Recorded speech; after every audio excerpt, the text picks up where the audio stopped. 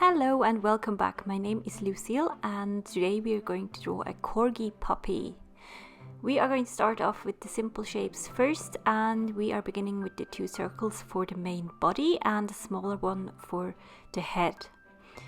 Next I'm adding in the joints for the legs, just with circles, and due to the perspective the front leg on the left hand side is obviously less visible.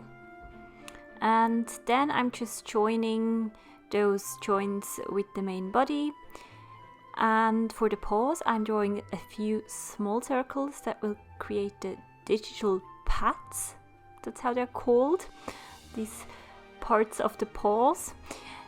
And now I'm proceeding to add the size and connect all the circles and adding in the ears.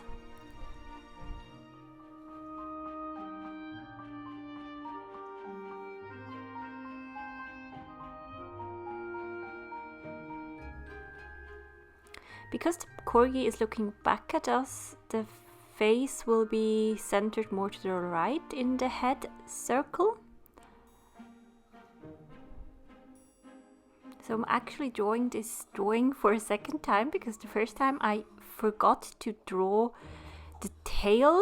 Well, on some reference photos Corgis have a very short tail, but then I realized that that isn't actually very animal rights friendly to have a Corgi with a short tail. So yeah, I did the drawing again with a long natural tail. So now that we're done with the rough sketch, if you're drawing digitally, you can now turn down the opacity of the layer and add a new one on top. So you'll be able to work with this sketch and at the end turn it off if needed. If you are working with a pencil on paper, you can use a kneaded eraser. The kneaded eraser, also known as putty rubber, is a tool for artists, and it's usually made of a grey or white pliable material such as rubber and resembles putty or chewing gum. It functions by absorbing and picking up graphite from the pencil and lighting it without erasing it completely. So for the second part of the video, I'm just defining the lines and adding a little shading. Having this base structure helps you not to get lost in the details and at the end have a very beautifully shaded but out of proportion Corgi. I'm now adding just in minimal shading because I want you to be able to draw this Corgi and then ink it or color it or paint on it, but this should just be a base sketch of a Corgi dog. Compared to the galloping horse of last week, this one is going to be a little easier. This is because it's easier to get the proportions right when animals have shorter legs and have more compact body types, such as rabbits, hamsters, or also these kinds of dogs that, like Corgis, are kind of round shaped, and working with these simple round circles as a base works really well with these kinds of animals.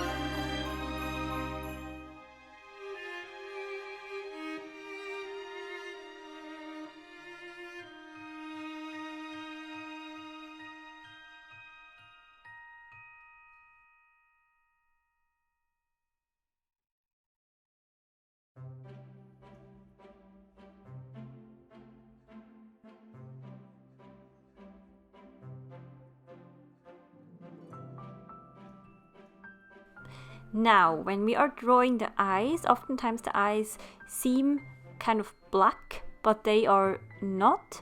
So it really helps to give a dog a more expressive look if you differentiate the iris and keep it a little bit lighter around the iris. Another thing to add is a white highlight. This makes the dog look alive, because then that means the eyes are slightly moist, and through the light source that creates a reflection and makes the dog look alive.